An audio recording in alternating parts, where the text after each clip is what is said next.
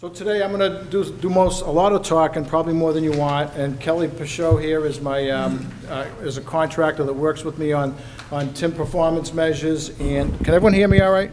No? Okay. On TIM performance measures and a number of projects, and there's contract support for this project. And much smarter than I on this particular topic, so it's great to have her here. And then we're going to have Becky Gibson give us a guest presentation on a neat program they have in New York City for the Integrated Incident Management System, IIMS system, which is pretty cool, and I'll tell you why I think it has a lot of merit. So today we're going to tell you what, why, who, and how, the state of the practice, some goals, and some resources. So what are traffic incidents? Does anyone want to take a stab at what are traffic incidents? I guess it's right there for crying out loud. I mean, okay, so I think we all can figure it out, and it's on the screen anyways, but I wanted to highlight the 5.6 million crashes. You know how many are in your area? Any crash? Anyone have an idea? Area? Okay. So I guess you wouldn't know how many secondary crashes you have, right? No. About 2 times as many primary crashes. But really? You think so? Really? That's interesting. Okay. So, but on a national level, and I know for the most part, this is the case locally, is that we can't tell you. So 5.6 million, 5 to 6 million every year, usually, are what's recorded. And we don't have any information on the number of crashes we have. We can't tell you how well we do with clearance. We can't tell you how many of those crashes are secondary in nature. There's a lot of reasons why that would be valuable information, but we just don't have, in large part, that information. We have bits and pieces of it, but for the most part, we don't have it. So it just is a big deal. To me, the crashes have a severe impact on our life, one way or the other, and that we should be collecting a little bit more information that we had. And it's not just because I'm the program manager for this initiative. I've felt that for quite a while. So what is traffic incident management? It's basically the process of combining resources, right?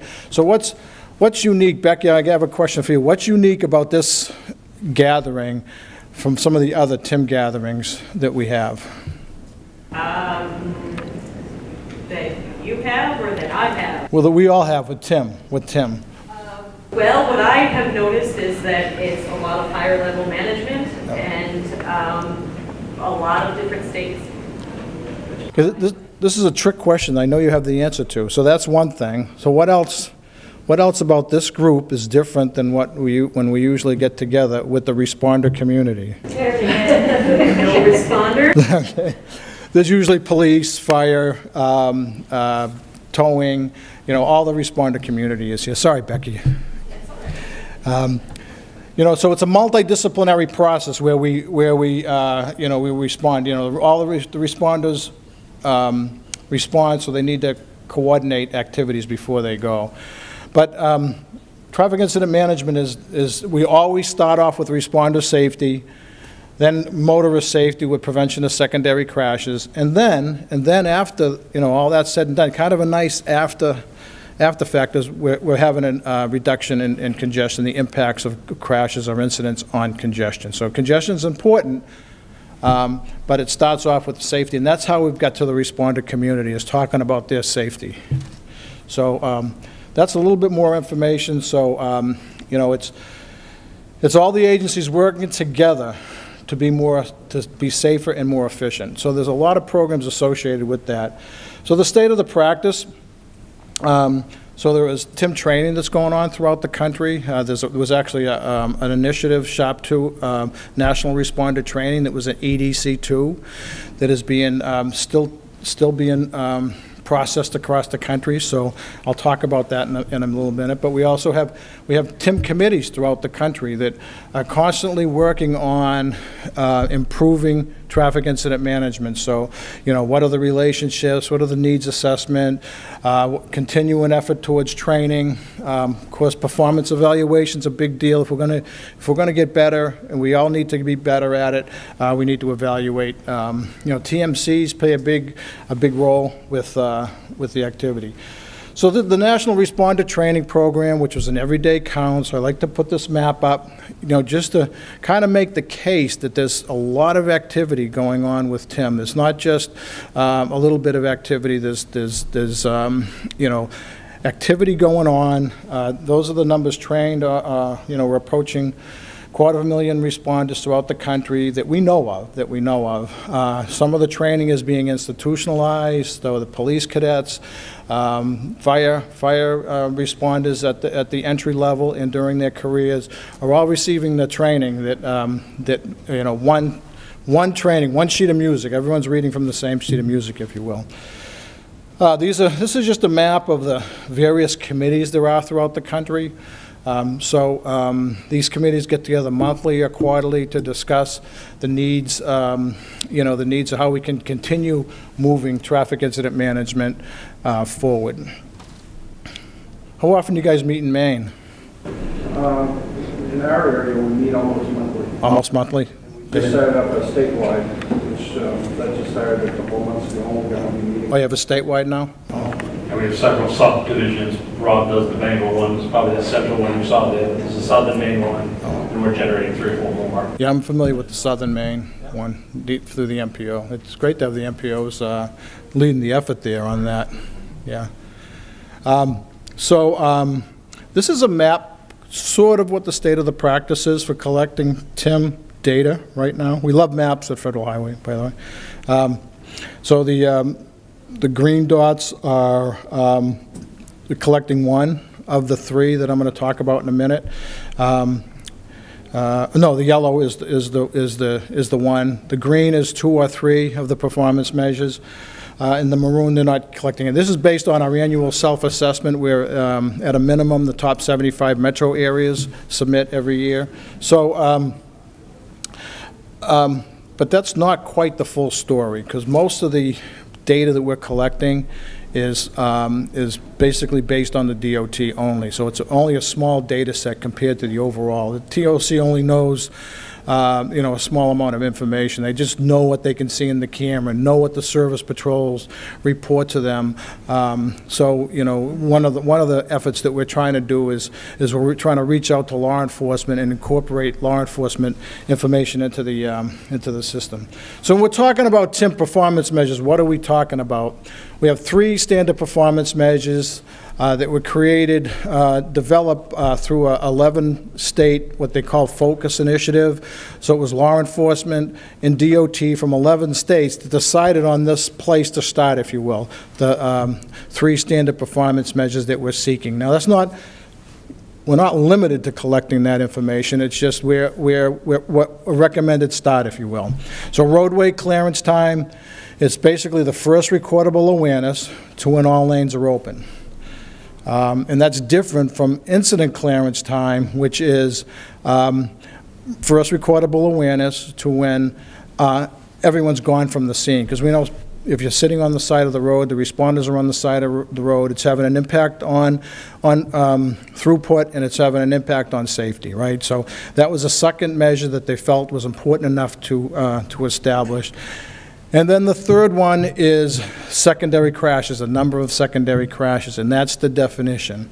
For all of these measures, but in particular for secondary crashes, there's a discussion on the definition. What's the definition? What's the definition? Well, we have what we feel is a pretty basic definition that's been run through the mill a few different times. So when folks want to, question the definition, we certainly have the answer. We're certainly happy to discuss, but we feel that we're good with this definition. So why collect TIM data? Why is it so? Why do we feel it's so important? So, if we talk about all the other activities that are going on throughout the country, really the next step, the next generation, if you will, is to understand where you're at with the current performance. So you're able to assess your performance and then improve. You have to know where you're at in order to improve.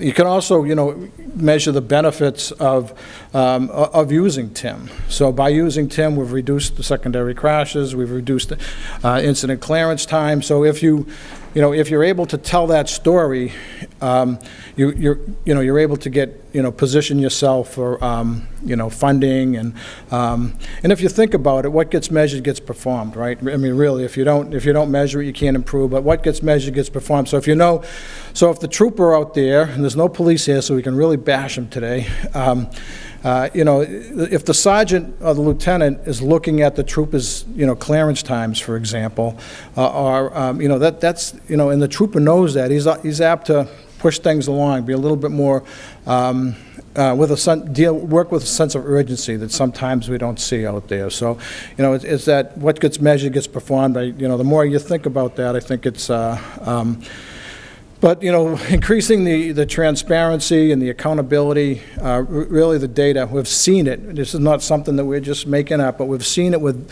some of the lead programs throughout the country, is that those that have the data are able to prove their effectiveness. We'll talk about a few today. When it comes up for the funding, if you have the data to back up the need and can prove the value, then you're first in line for this data. There's future reporting requirements that are going to be in the new CFR, operations efficiency, CFR, and what the activity that you do under TIM and the data that you have can actually support that. It's not going to be part of the rule, but it supports the rule, if you will. That's what Rich told me, anyways. So, but it does. So who should collect it? Who could use it? State DOTs, state and local DOTs can use it. The TMCs can collect it, but they can also look at it and analyze it and use it, and we'll talk a little bit more about that. The crash record section of your state DOTs can do it, could use it. Safety sections, state and police, the responder community. There's a whole crash. Is anyone familiar with the crash reports? So they have the crash reports that the law enforcement officers, a lot of them electronic in nature. We'll talk a little bit more about that in a little bit, but there's some tremendous opportunities with collecting, and a few state police organizations have already started with collecting the data through the crash reports, secondary crash, and roadway clearance time.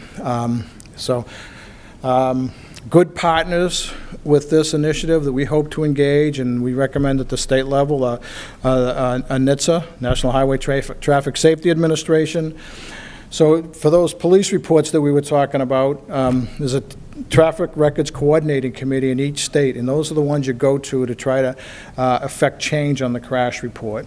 And then the Governor's Highway Safety Office, that's an opportunity we don't think we've made enough effort to reach out to, but both at the state, the national and the state level, the GHSA can be an important partner. So with this initiative, we're pushing low-cost technologies to make, enable the collection of the TIM data. Now, some of them I understand are not so low cost. So when, TMC software is not exactly low cost, is it, Denise? Computer-aided dispatch isn't, crash reporting, the use of smart devices. However, these systems in large part are already in place. So the modification, and I guess where the innovation comes in, is taking the systems that you have already and modifying them. Sometimes that's costly, and sometimes it's not so costly. Sometimes it's just a matter of creating another checkbox or a drop-down menu on the TMC software, for example, or on the crash report, another checkbox in the crash report, if you will. So it's all backed up with some training. And then there's opportunities, and we're going to talk a little bit about that when Becky gives her presentation, is the use of smart devices. I don't even think we've started with that yet, that everyone has the smart devices on their hips, so, how can we collect, and a few handful, less than a handful of folks are doing that already, using smart devices at an incident scene to share video, to share real-time information and data with the operations centers. So I'm going to let you do this one because Kelly does a much better job at explaining. So, we want you to collect it, and then guess what? We want you to do something with it. So this is some ideas of what can be done with the information. Hi. So this is just an example. It is based off of real data and some work that we did with the Nevada Department of Transportation. It's taking data from multiple sources and integrating it to see what we could get if we were looking at data from different sources. So it includes data from the traffic management centers in Reno and Las Vegas, from the Freeway Service Patrol in Reno and Las Vegas, and from the Nevada Highway Patrol. So just a quick walk through it. I know that it's a lot of information, but it's actually quite simple.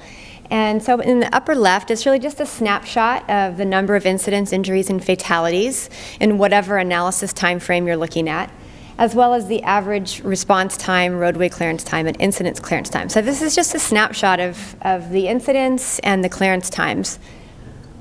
To the right here, it takes those numbers and spreads them back over the entire year, or I think it's maybe 2 years of data that's in the database. Again, the time analysis time frame is adjustable. So this takes and looks at how are your response times and clearance times trending over the previous months, and are we seeing any trends in downward? Have we implemented any policies or procedures that we might want to see if there's a reduction in clearance times? This middle row has 2 different graphs, and it just breaks these numbers down. Instead of looking at every incident in the database and coming up with an average, it breaks it down so that we're comparing like incidents. So in this case, we're looking at crashes versus non-crash events like debris and disabled vehicles, and looking at the response and clearance times for different types of incidents. And then over here to the right, similar, but for the severity of the incident. And here we've got fatals, incapacitating injuries, and then other types of injuries and no injuries.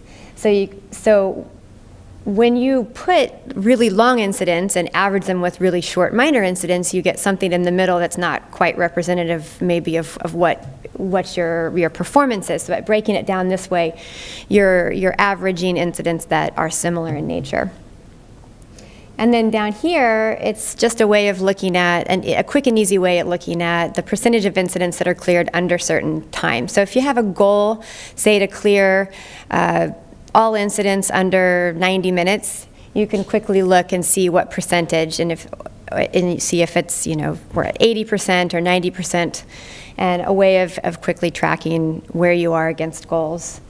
And then the last one down here was just a fun text analysis of some Freeway Service Patrol text data that was entered by the operators, just to see how the Freeway Service Patrol is assisting the traveling public. Is there any questions? The difference in colors are different. I can't see from here. Are they different years or? The difference in the colors are the different performance measures. So there's, the gray is response time, the green is incident clearance time, or roadway clearance time, and the blue is incident clearance time. And then up here is a way of filtering the data. So this allows you to select a date range, a quarter, a year, and in this case we had data from the whole state from the state of Nevada, and then we also added in some data from Arizona. So you can do by city or state, and that just allows you to filter and drill down to the data a little bit more. So the state of the practice in TIM data collection, as Paul mentioned, most of the data is coming from traffic management centers, including freeway service patrols. It's coming from transportation. Law enforcement has begun to collect some data specific for TIM performance, and these are some examples off to the right. So in the upper right, it's the operator screen for FAST, the TMC in Las Vegas. And the red ovals are the data elements that are required to calculate the performance measure. So we need a start time. We need that initial awareness to start the clock. And then they do not do incident clearance, but they do roadway clearance, and that's the lane clear. So they note the time at which the lane is cleared, and that allows them to calculate the roadway clearance time. They also have a checkbox for secondary incidents, so the operators can note whether they believe that the incident is secondary in nature and check that. The other elements that are circled in blue are the nice-to-have data elements, and that just allows you to break down the analysis of the performance measures like on the previous screen. So if you want to look at like incidents, say you want to look at injury incidents, or you want to look at major incidents, or ones that blocked a lane, the number of lanes, they even have one for injury or ambulance. So it allows them to say, well, what is our clearance times for those incidents? How do those compare? And in the bottom right-hand corner is a screenshot of the Florida Highway Patrol electronic crash report. And they do collect data for all 3 TIM performance measures. So again, the red are the required data elements to collect and measure those performance or calculate those performance measures, and the blue, it's very similar to what the FAST is doing, but just they're called a little bit different. But essentially the same data elements to calculate the performance measures. The state of the practice in incident data integration is that law enforcement data is often not included. So law enforcement has data, incident data, as well as transportation, but the systems are separate, usually separate. Some traffic management centers have done some sort of integrations, whether that be with the service patrol. So the service patrols are collecting data in the field that automatically gets feed back to the TMC and populates the database. And in other cases, there's some CAD integrations where, from as simple as there's a CAD feed that pops up on the operator screen, and the operator can filter the information and see what is coming through the CAD and use that information to better inform the information that the traffic management center has. In other cases, some of those are a little more automated in terms of when something gets entered into the CAD, it actually populates a field at the traffic management center. So that helps to improve the quality and the quantity of the data as well. So when we talk about data integration and why we would want to do that, it comes back to expanding the amount of information that we have about incidents. So this is an example from the Nevada data as well. So here are the incidents from a particular time period, and that we're also able to geolocate, that were known to the FAST TMC in Las Vegas. So we can see that they're pretty much confined to the interstates around the city. When we looked at data from the Nevada Highway Patrol for the same area, for the same time period that we could geolocate, those are the incidents that we were aware of. So there's a huge difference between those two, the number of incidents on those two graphs or maps. And it's not that we necessarily want to have data on every single incident on that map in Las Vegas, but we certainly could pick out the major roadways, even some of the major arterials that can get congested, and see how TIM procedures impact performance. And then this just takes it statewide, and mostly our transportation data is limited to urban areas. So you can see when you use data from law enforcement, you can get incidents across the whole state, including rural roadways, which when incidents occur in rural roadways, it could take a long time to be notified, it can take a long time to respond, and those become important performance measures as well. So as far as reporting goes, states are using their data and reporting it in a number of different ways. This is just a snippet from the Michigan DOT's monthly reports, and these are available online It's pretty much a standard template where they report a variety of performance or operating measures for their TMCs. But this shows that they are looking at incident and roadway clearance times, as well as secondary crashes. So they're looking at all 3 performance measures. They've defined below the graphs what the definition is of the performance measures, and then they show. So blue is incident clearance, and yellow is roadway clearance. And then they break it down on the right for how long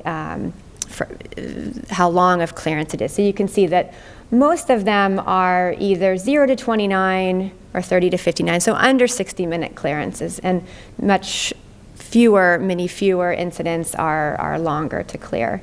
And then at the bottom, they report monthly out of their total crashes what the number and the percentage of secondary crashes is. The Virginia DOT also has a similar monthly and quarterly report where they report different performance and operational measures. In this one here, this is from the Hampton Roads, and this focuses on their safety service patrol. And it's similar to that graph on the dashboard that I showed earlier, where you're looking at trends in response and clearance times. And again, they define what the performance measure is, and they also show their goal, which is the 26 minutes up in that little yellow bubble.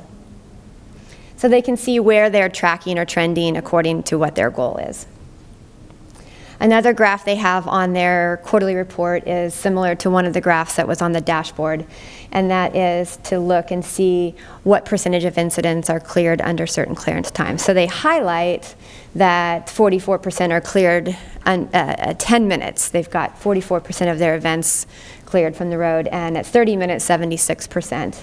And the last one I think isn't shown there, but oh yeah, 92% are cleared within 90 minutes. And then they also have an online dashboard that is available, publicly available, and they show for their incident duration, which is incident clearance times, that you can sort by performance measure, severity of incident type, and I'm having a hard time reading that, district. And at the bottom, you can actually look and see individual events and where they were located and their start and end times and clearance times. You want me to keep going? Okay. So the goals of this innovation, to simplify it, are to expand the collection of uniform TIM data and to analyze data and track performance so that areas of improvement can be identified. And how will progress be measured? So, do we want to hand these out? Yeah. So there's defined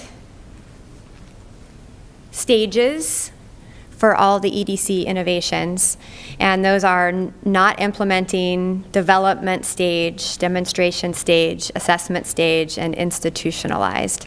So success would be progressing from at least one stage. So if you identify your area as being in the developmental or the development stage, the success would be moving to the demonstration phase. And the handout that's going around is that, and we're still working to develop it, but what we've tried to do is better define what it means to be in the various stages. And it could be that you fall, into several different stages, but which one seems to be most likely where your area is. And that's on the left column. On the right column would be, once you've identified what stage you're in, the right column would be examples of activities that you would pursue as part of this innovation to help you move to the next level. Yeah, so we had to, we've been working on this moving TIM performance measures for a couple of years. So we have we've got goals in our mind and what we've been working towards, and basically that's to increase the data set, the overall data set that we have. So we're based on 5.5 million crashes a year. If I had to guess, and it would just be a guess, we may be getting 10% of all data. So we're analyzing a very small data set. So the overall goal is to increase the data that we have. You know, so what we had to do for this initiative, because we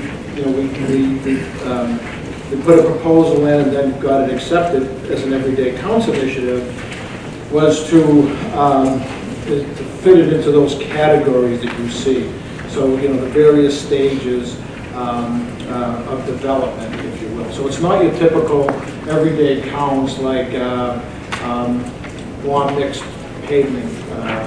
Like, did I say that right there? You know, where it's very clear cut. You know, our e-construction is very clear cut. People are at different places and different, you know, some are collecting just one performance, some are collecting 2 performance measures, some are collecting none, some are collecting none, some are collecting just from the TOC, some just from the service patrol. So it's all over the place. So as an overall initiative, it's to increase the data set. So simple. If you're not collecting, start. If you're collecting just a small amount, how can you expand that the data collection? And that's basically what we're trying to fit into those categories for the not the categories, but the stages of development for the typical EDC project. And I would just add that most agencies have data. The question is whether the data is in a format or is accessible for analysis. And if the data hasn't been collected initially with the idea of TIM performance, it's most likely not going to contain the data elements that are necessary to calculate performance measures. So identifying what data are available and from where is a starting point. So it's not necessarily that we don't have any data, is how useful is the data, and how can we make the data more useful so that we can actually use it to help improve. And then that's kind of worked in there as well. And so it's not necessarily a question of the quantity of data, but somewhat the quality of data and how accessible it is. So that's the other part of it, is that how can we use the data that we have to analyze and track performance. I forget that piece, the quality. So for the initiative, and these are some of the things that you'll see on the far right column and the right-hand column of the handout, is that there's a number of resources available as part of this initiative to help agencies, assist agencies in progressing from one stage to the next. So we'll be doing some webinars, there'll be some peer exchanges, workshops, on-site technical assistance as needed. So that could be for data collection, it could be for IT, it could be for data analysis. It's really, I think each agency who pursues this innovation will have to have sort of a customized approach depending on where they are now to try to help assist getting them to the next level. So training materials and potentially training, getting the data to bring into a national database, and then some marketing materials to help as well. There's also a number of existing resources that you can get access to immediately. A few years back, there was an NCHRP study that developed a guidance on TIM performance measures. That's available at that link there in green that's underlined. There's a written guidance document that can be downloaded from the resources tab on the website, but the website itself is basically an online version of the guidance. So if you click through the information that's on the website, you've essentially read the report. It's just a little more user-friendly and an easier way to get through it and find what you're looking for. With Federal Highway, there's also been, that guidance was somewhat narrowed, but also a little more down. I think the NCHRP guidance is a little more high level, and the step-by-step process developed by Federal Highway is a little more, it's more sequential and a little more specific about what to do in each of the steps. And it includes a checklist of data elements, which I'll talk about in a minute. And there's also a couple of documents that are available for helping market internally or to stakeholders that might need to be sold on the idea of TIM performance data collection and analysis.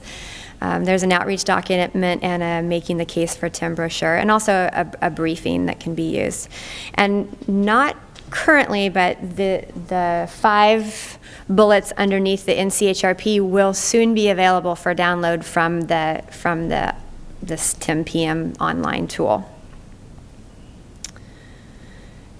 So as part of the NCHRP project, there was a database schema that was created, and that was to help at least start the idea of some standardization of the data elements that are collected. So what we found was that people don't always identify the start time and the end time of the incident in the same way, and that can create a big difference when you're calculating clearance times.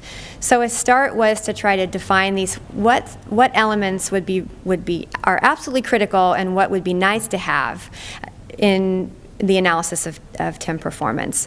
So those are defined, and then there's a schema, which is basically just a diagram which represents how these data elements relate inside the database. And all of this information is available on that website as well. In fact, you can download the schema, you can download the scripts to create the database and to populate the lookup tables in the database. This checklist, which is really tiny, I know you can't read it, but basically in the gray is all the 33 data elements. And then in the columns are different data sources. So that's a quick and relatively straightforward way of starting to look and see what data elements do we have in different data sources. So you can pick your data sources. It's the TMC or the Freeway Service Patrol or the CAT or the crash reports, and go through those and see, well, we are collecting this data element. This is how we call it, and it's in this database. And it kind of gives you a picture of where you are in terms of having data available. So collecting data kind of according to these definitions and these elements and identifying where the data is, that's the first step in really getting the data ready for analysis. Could you hold on one second? Yeah. So, I'm going to take this. So do you think, I know you guys don't always have first-hand knowledge of this information, but do you think someone has, when the incident starts, recorded somewhere?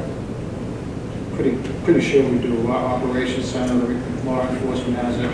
Same thing with end times. I think we know when we've gone from the scene.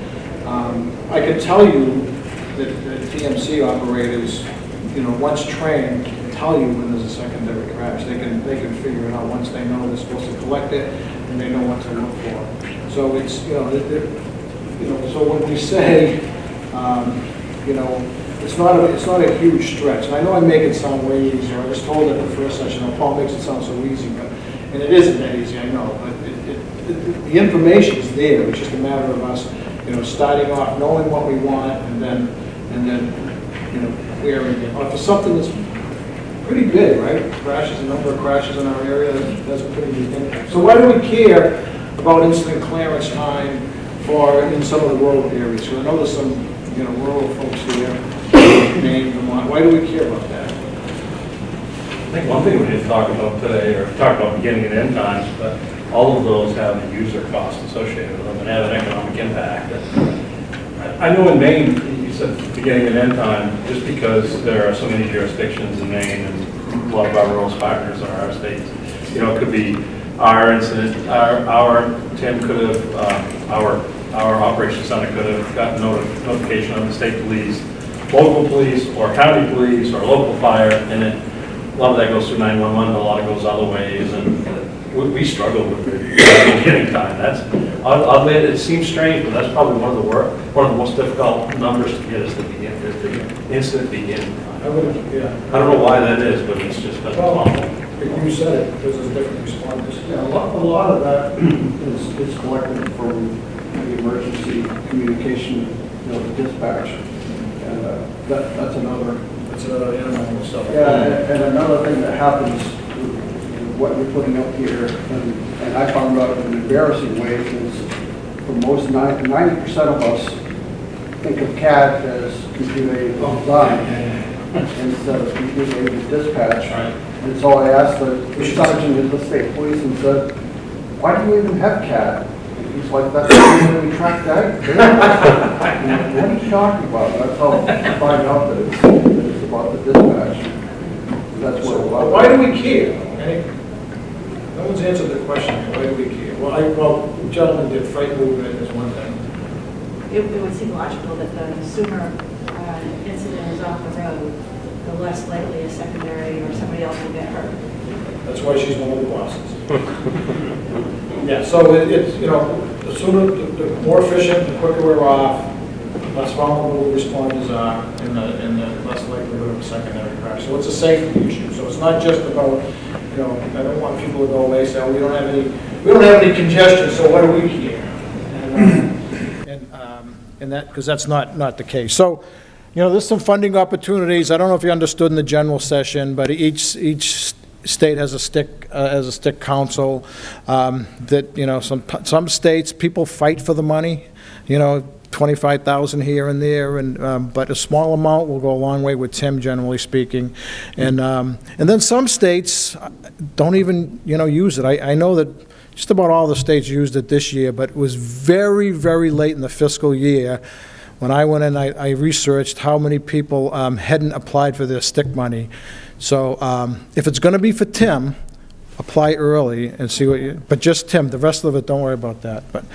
And then there's there's the accelerated innovation deployment demo. I don't know if that's been made clear, but he says it has to be project related, which I don't like. But project related means it's supposed to be associated with a project that's going on out there, as opposed to just a general deployment of the collection of TIM performance measures. So if there's a federal aid project that's going on, construction or whatever, it's supposed to be. So that's the big money, and it has to be associated with that, with a project like that. So that can be a little challenging in itself. So, and the other one is the share of project level is up 5% per project cost if you can find a way to connect it. Dan, I'm sure you can find a way to connect my stuff to your construction jobs. All right. See, that's why he's awesome. So that's my name. That's my team leader.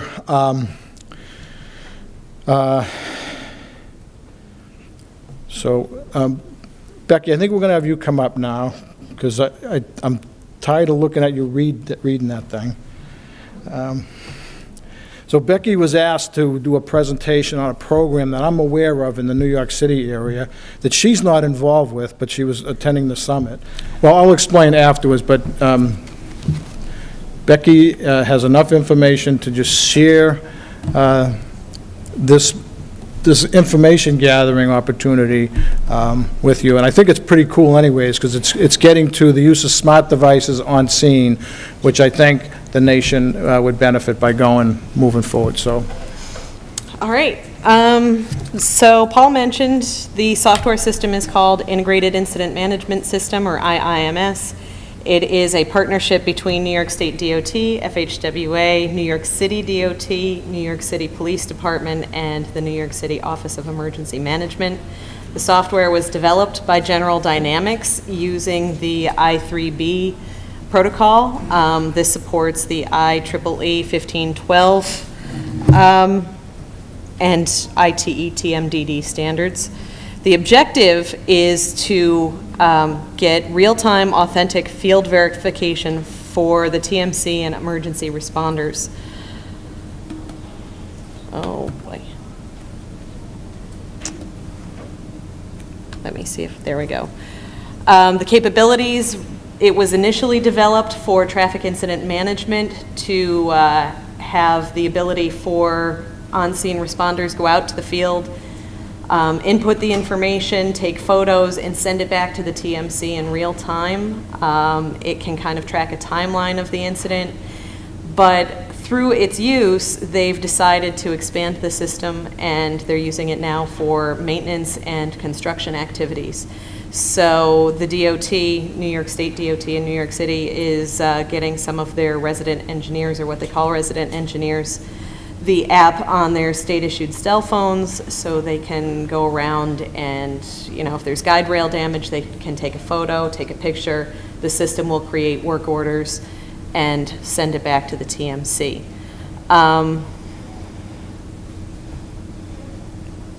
It is for the mobile devices. It started out as a BlackBerry application because back in the day, we were big into the BlackBerry. They have since moved on. I don't believe they've been updating the BlackBerry system, so it is available now for the iOS and Android applications. You can use it either on your iPhone or your iPad. It records location, photos and videos, text messages. You can put incident information in the system. I think there's a comment text field. It does a store and forward, which means if you are out of cell service, it will record all the information, and once you enter back into cell service, it'll upload the information to the TMC. It can do voice to text, it can email the incident to the TMC, and you can view existing incidents that are out there. The TMC does have a web application that they get to look at. These are a couple screenshots of it. The one on the left is just a photo of an incident scene. The one on the right shows some incident information, and it shows a map of where the location happened. It's accessible anywhere because it is a web application. So if you're home and you have a Hurricane Sandy and there's actually people driving around taking photos of this, you'd be able to log in and look at it. Oh, I didn't mean to do that. The TMC can add information as necessary, so if they somehow get pictures from another source or they get information from some other source, another responder, they can add that into the incident. This is the actual input screen, and I'm going to fly through these a little quickly. They can create the incident. In the options button, I believe the other choices are construction and maintenance. Oh. They choose their incident type. In this case, it's an accident. Road closure, direction is east, so it's tracking the direction of the incident on that roadway.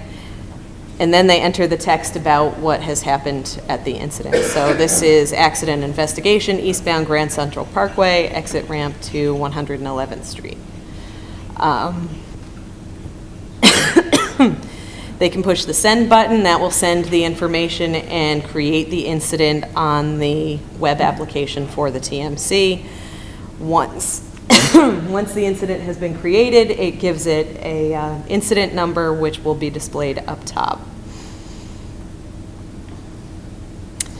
Again, this is the view that the TMC operator would see. They've highlighted the incident that was input A on the map, and I don't know if you can see it, but it's right over here. That's where the incident was input. It uses the GPS location of your cell phone or device, so there's no need for the operator to actually input that information. It just geolocates. Again, this is the detailed information of the incident. We're down to a Google map on this. So if you don't want to look at the satellite imagery, you don't have to.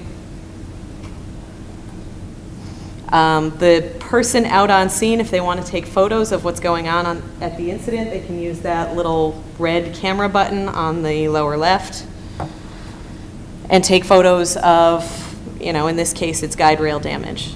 That way they can send that back to the TMC. The TMC can then turn around and create a work order for the maintenance department to go out and fix that. It looks like a car in the woods to me.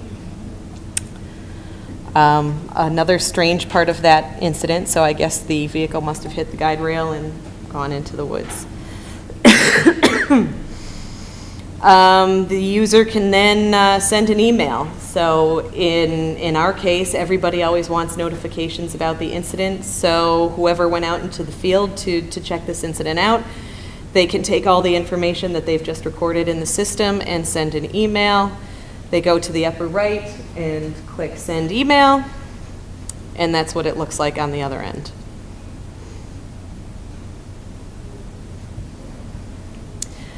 These are just a few sample incidents that I dug out that I thought could be interesting, and it kind of shows how you can have an incident timeline. This, I think, was a retaining wall that was starting to lean. I believe the picture is actually of some of the face that had fallen off, indicating to them that something was amiss with the retaining wall. This was a traffic crash on North Conduit Avenue. So in this case, the person drove up. They could see it's an overturned tractor trailer. They can see the debris all over the road. They can see that it's knocked down a street light. And they can send all this information back to the TMC so the TMC can manage it appropriately. And this is a doozy of an incident. This happened on Memorial Day this year. A tractor trailer and 2 vehicles were involved in a crash. The tractor trailer, this was I-95 at 895, which is Sheridan Expressway.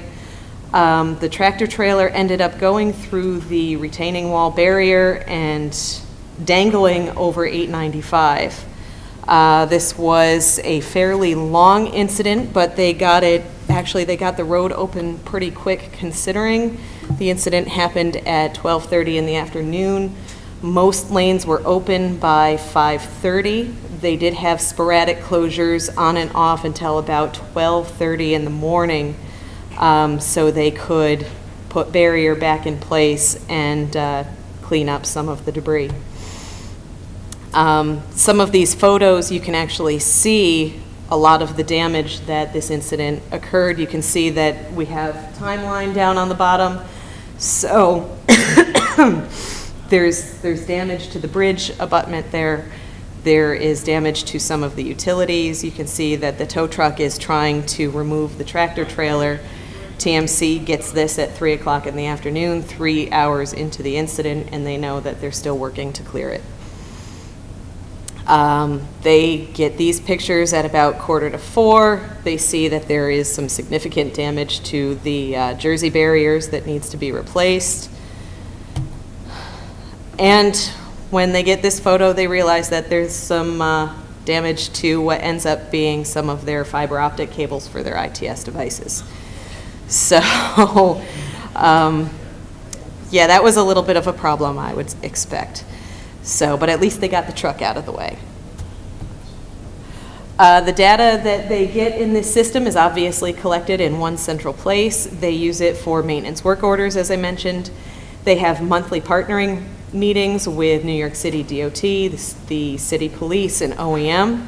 So they'll bring the data to that. They'll have after-action reviews to review the incident timeline and what they could have done better, what went well. And they use it for best practices. The city develops, or New York State DOT in conjunction with the city, develops performance reports, county performance reports, corridor performance reports, and reports about specific accident types. And they can use this information for short-term safety improvements, such as the Jersey barrier. They can make sure they go and replace that quick. Or long-term safety improvements, they can add that guide rail onto their guide rail replacement schedule and fix it when they get to it. So I believe, these are the contacts. If you're interested in talking to somebody a little bit more in depth about this system, these are the guys that know about it. I only know about the system at a high level, so if you have anything not low level, I can probably answer it. Otherwise, talk to these guys. They did mention a few challenges to implementing the system. This system's been floating around for 10 to 15 years in various stages of implementation. Some of the challenges that they have faced, especially these days now that New York State's IT department has centralized so that DOT no longer owns them or they're not part of our department. is they're having trouble getting the software system because our staff is on the DOT network. This software system is actually off of the DOT network on what we call a TMC network, and they're having trouble getting it on the devices for DOT staff.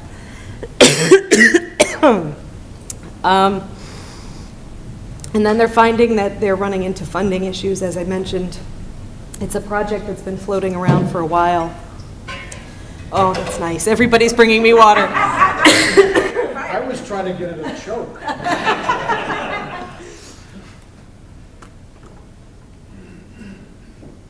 Anyway, they've been running into some funding issues because the project has been dragging on for a while. So they're always looking for creative ways to fund this system. Yeah, welcome to the club. Right? Yeah, right?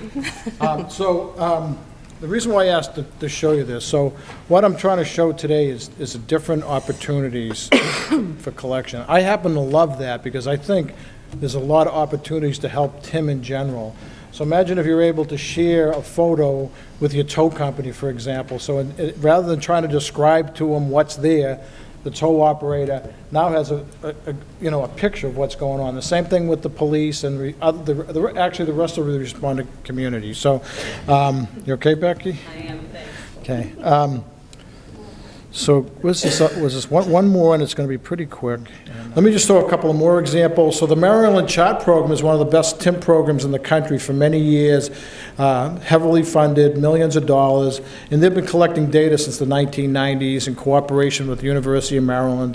They have had response time and clearance time for many years, and several times over the years when they were in jeopardy of getting a hit on the budget, they had the data to back them up in order to maintain, and oftentimes recently they just expanded it to a 24/7 operation. So I won't get into details because my buddy who usually does this, Joey, is not here, but just that's the point. They collect it right at the operations center. They collect the data. They know what they're looking for.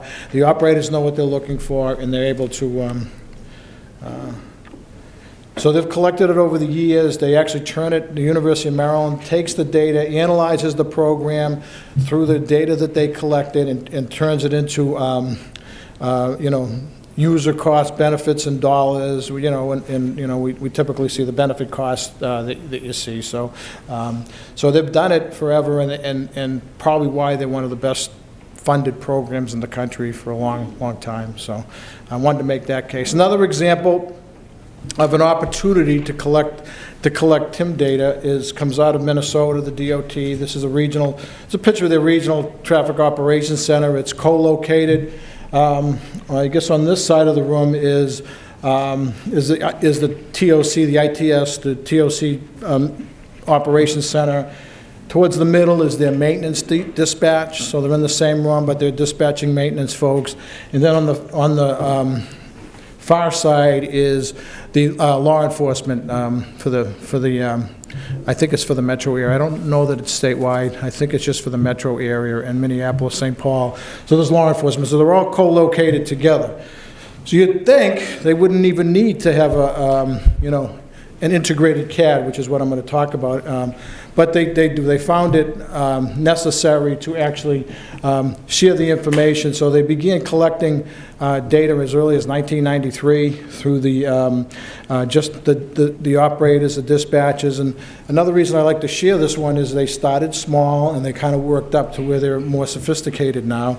The TMC notification was just entered into the log like any other TMC does for a while. They monitored the State Patrol radio, TV, the forest report. So that was all the TMC operator would get the information where they can, and then enter the information. In 2008, they had a fully integrated CAD system with their State Patrol. So it's filtered because, if you try to ask law enforcement, can we integrate with your CAD, it'd be like, oh no, oh my God, we can't share that information. It's it's, you know, proprietary and all this, but it can be done, it has been done. You just filter for the highway incidents, and you don't, any personal information on there is not, you know, is blocked, or the operations people are qualified, the TMC people are trained and qualified, you know, how to handle any personal information that might get through there. So they've been doing it since 2008, and they, you know, the large majority of their incidents come right from that integrated CAD. So they have a good handle on all the incidents that are happening, because what happens, you know, most of the DOT people that are involved with operations centers know that you know, law enforcement doesn't call you necessarily unless they need you for something, and then or if they need you for something. Otherwise, they're likely not to call you, although things are getting better. So by having that integrated CAD and computer-aided dispatch, it's not the CAD that the engineers use, but they're able to, you know, have a good handle on it. So they're able to collect the data.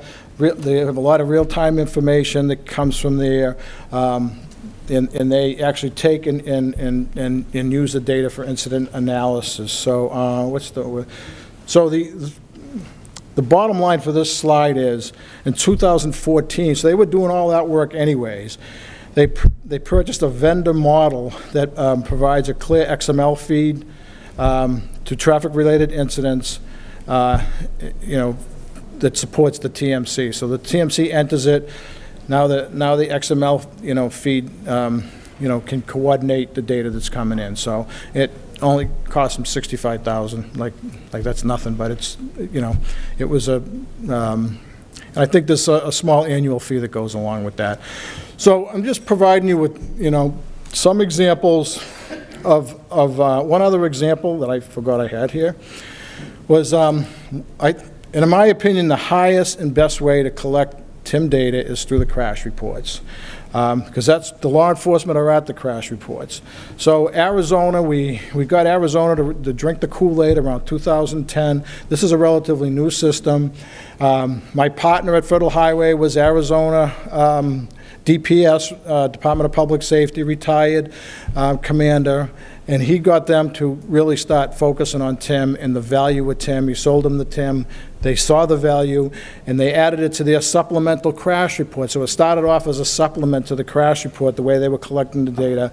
But then it was added to the statewide crash report. They went through the formal process of the statewide crash report. Now Arizona is collecting data statewide on the crashes. What the real cool thing about what Arizona does, I think, is it's part of the 28-day cycle for the state police to look at incident average roadway clearance time, which here it says is 20 minutes and 20 seconds. So every 28 days, a commander-level manager is looking at clearance times, and I think that's tremendous value. And you know, not only, so that's an example that we can use not only for the DPS. If you get your police to do it, it's great, but even have the DOT managers doing that type of review on a monthly basis, because then something might jump out. You know, something's apt to jump out at you, and it might just stay the same because it's good. You know, you might all of a sudden, okay, why a year ago we were at 28 minutes and now we're at 38 minutes. So that's the type of thing that I think has a lot of value. And you can see, the current average was 20 minutes, but then the average clearance time went to 16 minutes and 40 seconds. So I really think that's great. They actually because they had the data, they were able to convince the Metropolitan Council of Governments in that area, which to come up with $1 million+ to pay to have state troopers in the TMC. So they co-located with the TMC, and the data that they've collected has showed a 63 reduction in roadway clearance time because it's not just because they've received a significant amount of training, the responder training that I talked about. There's been an MOU from the colonel saying, move the crash off the roadway if at all possible, then do your paperwork off the road, do, whatever you can, really gave the orders to, let's move this stuff off the roadway. But, that's a significant value. So it's showing the value of the TIM program, and they were positioned to get some good data.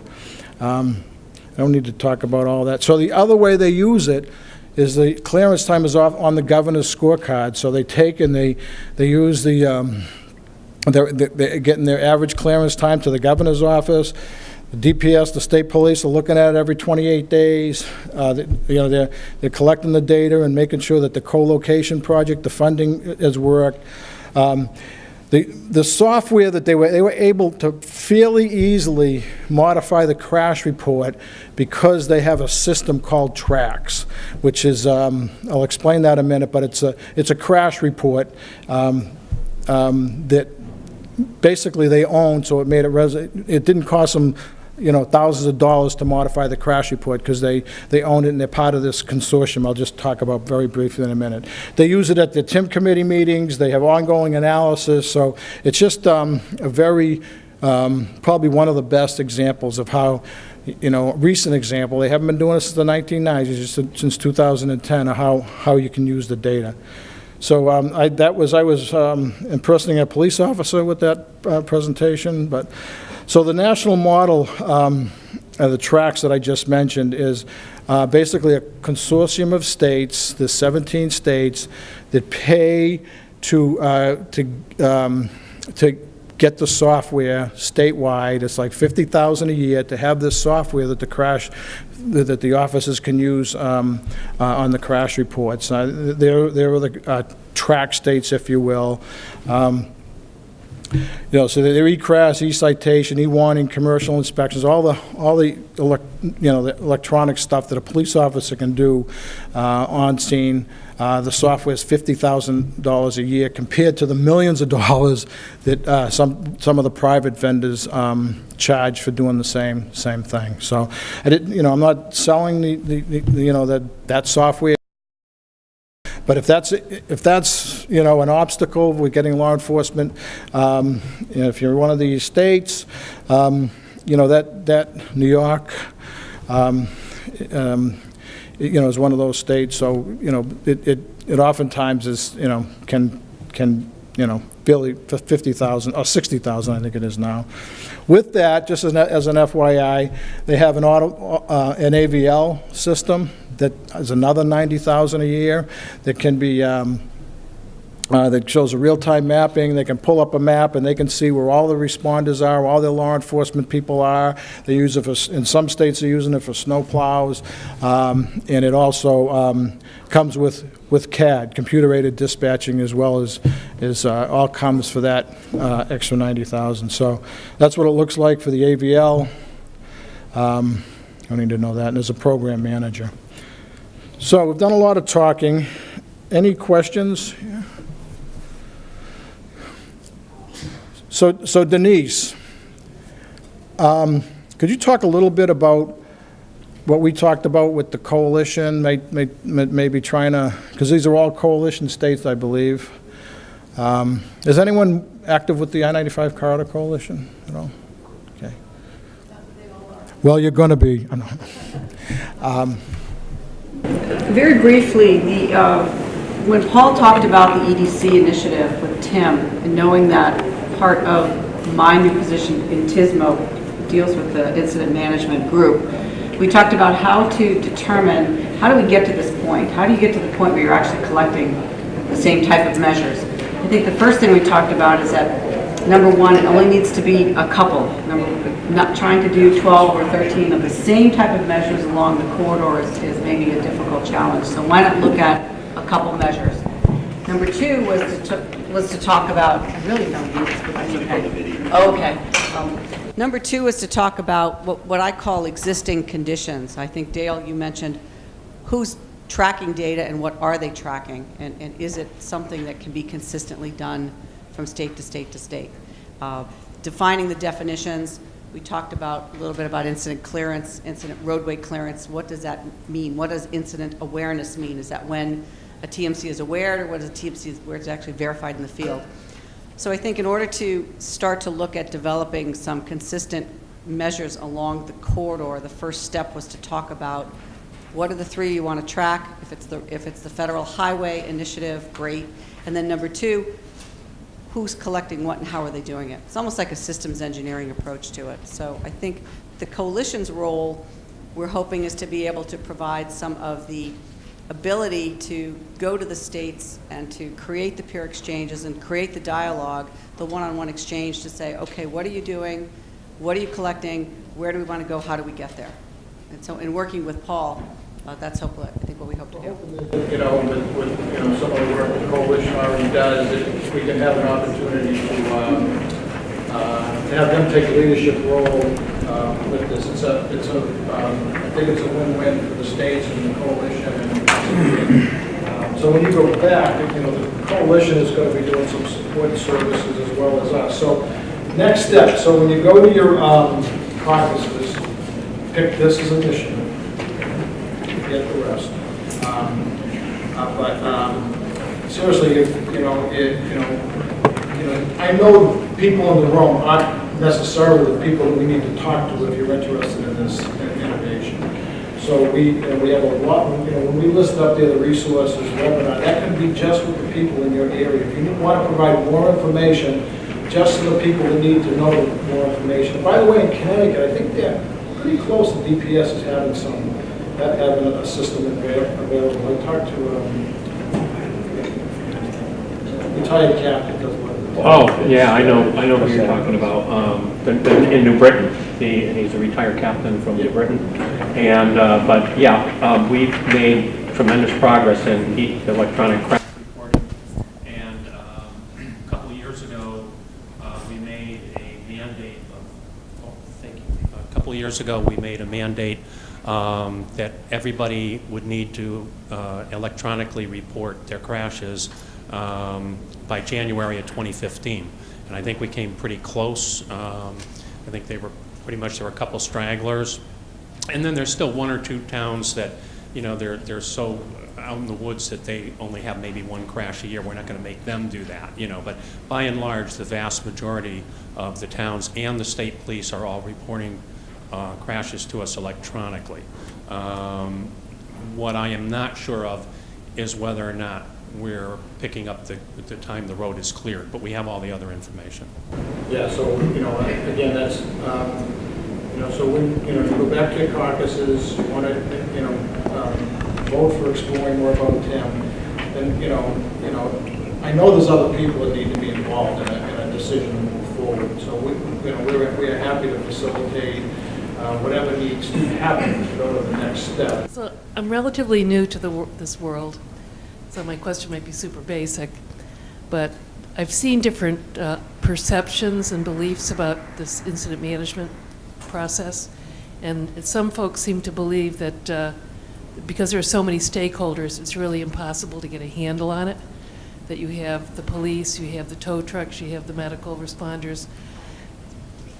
It is not impossible. So I'm hoping that, based on what I saw, but is it a chicken or egg thing, or do you just pick something and go with it, or use the first of all, there's an extensive training program. There's a national training program where it's multidisciplinary, so everyone comes in for a 4-hour session and receives training in every state. Some states are doing better than others, but that's designed to get everyone on the same page. The TIP committees are multidisciplined, and they're designed to get everyone into the room to talk about these things. So that and Connecticut had one for a long time, and I don't know if you still have it or not, but I went down to a few of those meetings. So and it's good if they want to get in a fist fight. It won't be on the highway. It could be in the meeting. So, but there's no fist fights. But usually there could be some contentious discussion. But in the end, everyone wants to do the right thing, I think, anyway. So he was. Yeah, sure. We found that the state police were the champion.